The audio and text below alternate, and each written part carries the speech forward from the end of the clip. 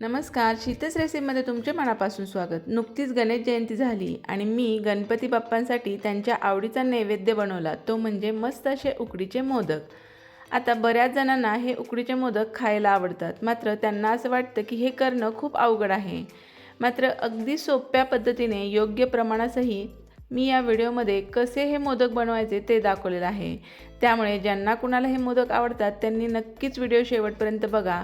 माझ्यापेक्षाही अगदी छान पद्धतीने तुम्हीही असे छान पांढरे शुभ्र उकडीचे मोदक बनवू शकता। चला तर मग रेसिपीला सुरुवात करूया। इथं मी कपाचं माप घेतलेलं आहे। कपाऐवजी तुम्ही कोणतंही भांडं किंवा वाटीचा वापर करू शकता। इथं 1 वाटी पाणी आणि 1 वाटी दूध टाकलेलं आहे। त्यानंतरनं अर्धा चमचा यामध्ये तूप टाकलं आणि या दुधाला छान अशी उकळी आणली। दुधाला छान उकळी आणली की मग त्याच कपाच्या साहाय्यानं 2 कप तांदळाचे पीठ टाकून घेतलेलं आहे। आता इथं जे पीठ वापरतो ते इंद्रायणी तांदळापासून बनवलेलं आहे। इंद्रायणी तांदूळ स्वच्छ पुसायचा आणि ते छान असं दळून आणायचं। याचे मोदक अगदी छान लागतात। अगदी खमंग वास येतो त्या इंद्रायणी तांदळाचा, त्यामुळे ते मोदक अगदी मऊ लुसलुशीतही होतात।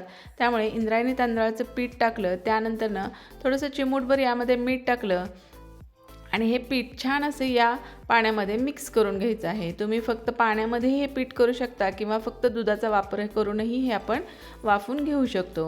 आता गॅस बंद केलेला आहे आणि यावरती आता आपल्याला झाकण ठेवायचं आहे।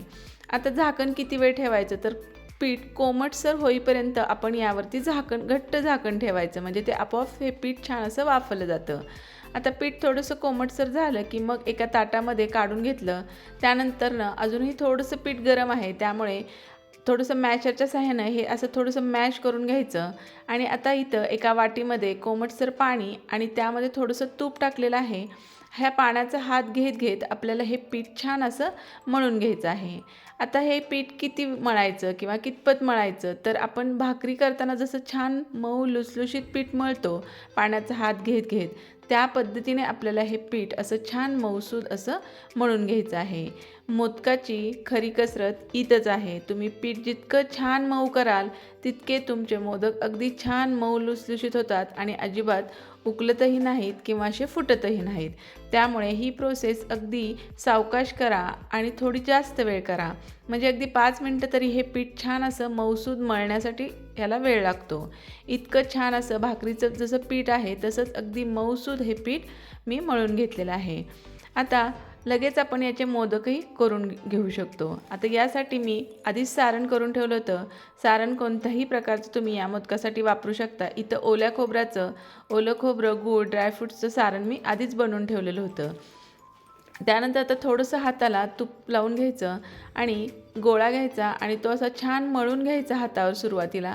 अगदी छान हा गोळा मऊसूद करून घ्यायचा, याला अजिबात साईडला चिरा वगैरे पडता कामा नयेत आणि हाताच्या साहाय्यानं अशी छान याची पाळी करून घ्यायची। आता काही जण हे लाटूनही घेतात। मग लाटायचं जर असेल तुम्हाला तर थोडंसं कोरड्या तांदळाच्या पिठीचा वापर करून तुम्ही अशा पद्धतीनं याचे छोटे छोटे अशा पाळ्या लाटूनही घेऊ शकता। मात्र मी असं हातावरच ह्याची छान अशी पाळी बनवलेली आहे। त्यामध्ये थोडंसं सारण टाकायचं आणि तुम्हाला जितक्या जवळजवळ शक्य आहे तितक्या जवळजवळ अशा ह्याच्या पाकळ्या करायच्या। पाकळ्या शक्यतो थोड्याशा खालीपर्यंत करायच्या, म्हणजे मोदकाच्या पाकळ्या दिसायला छान दिसतात। तुम्ही प्रॅक्टिस जर केली तर यापेक्षा सुंदर पाकळ्या बनवू शकाल। मी कधीतरीच मोदक बनवते, त्यामुळे मी अशा थोड्याशाच माझ्याकडून पाकळ्या होतात आणि अशा पद्धतीने आपण इतर मोदक कसे बंद करतो त्याच पद्धतीने असं सावकाश आपल्याला हा मोदक बंद करायचा आहे। खूप जास्त पाकळ्यांना प्रेस करायचं नाही, अलगद अलगद हाताने आपल्याला हा मोदक छान असा तयार करून घ्यायचा आहे।